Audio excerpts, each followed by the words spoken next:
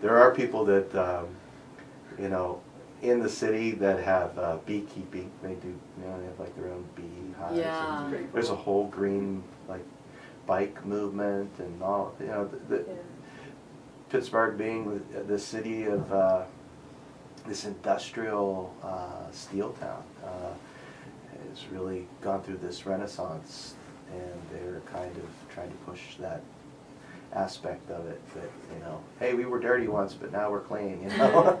Better late than never. Yeah.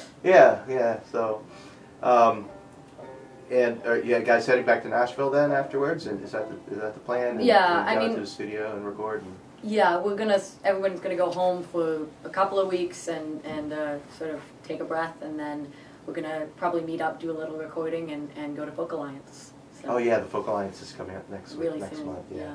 Yeah, I would love to. I hope I can make it there.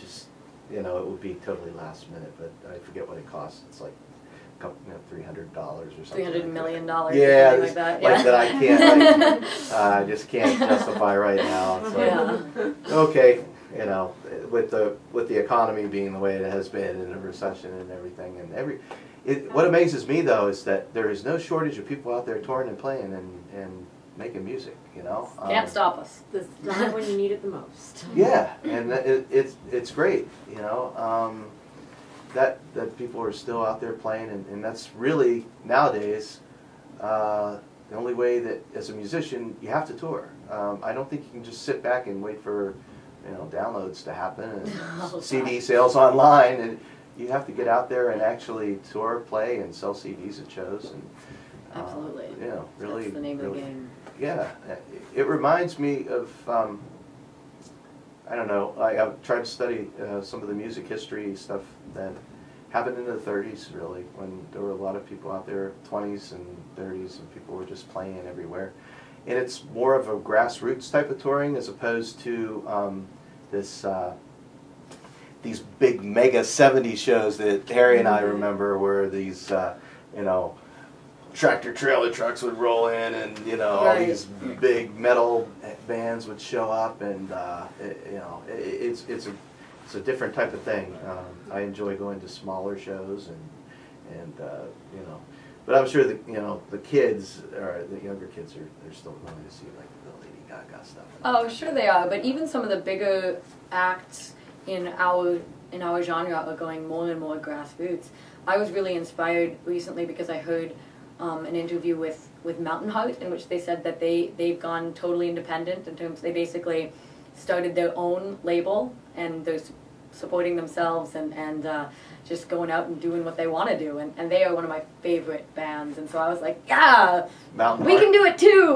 Mountain Heart? Mountain Heart, yeah. Yeah, I'm going to have to write down these names. You've given me Mountain Heart, and the other one that you were talking about earlier, the blues kind of guy. Oh, Mike Ferris, the Mike Ferris gospel. okay. Yeah, definitely check both of those Yeah. guys out. So. I'm right now. I'm a big Joe Pug fan. He's like my favorite songwriter. Yeah. Have you heard of him? No. He did some shows with Justin Townes Earl for a while. Okay. He was on tour with him, but I'm just really. He reminds me of kind of like a young Dylan. I just am amazed at the wordsmith. You know, High praise. Yeah. But I love a lot of different music. I'll just listen to it. I've got like an 80 gig iPod full of stuff. That's all. You know. Yeah. Sweet. And I'll probably never listen to it all.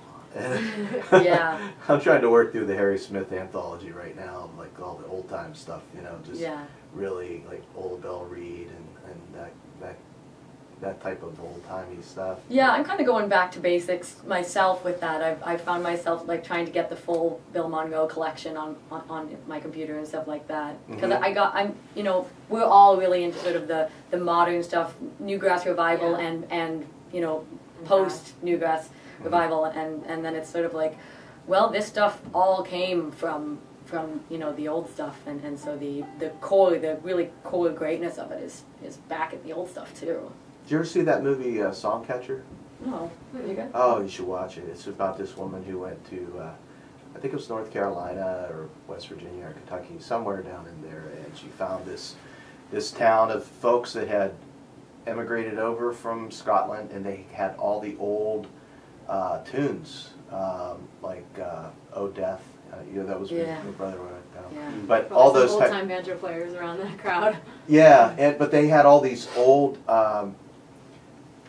English ballads that they had brought over, and this is like maybe in the 1800s, and people thought that everybody had forgotten all these, but in this particular town they had remembered them. Some of the lyrics had changed and everything, but the melodies were all there, and this woman found this town and just started writing all this stuff down, like, oh my God, I found this like repository of music that I know has come over from England, and it's here, and this group of people has remembered it all. And it was like this really old lady who, had all these tunes like stored in her head. So it's awesome. Super interesting. Song catcher, it's pretty cool. Anyway, speaking of catching songs, would you like to play something else for us? We would. Okay. In case you just joined us, you're listening to Acoustic Songs live from WNJR Studios in Washington, Pennsylvania at 91.7 FM. And we're streaming live at WNJR.org. We have Harpeth Rising in the studio playing some songs for us today. And what do you want to do for us now? We're going to do another song from the forthcoming album. So this is one of our new originals. It's called Time. Time. Okay.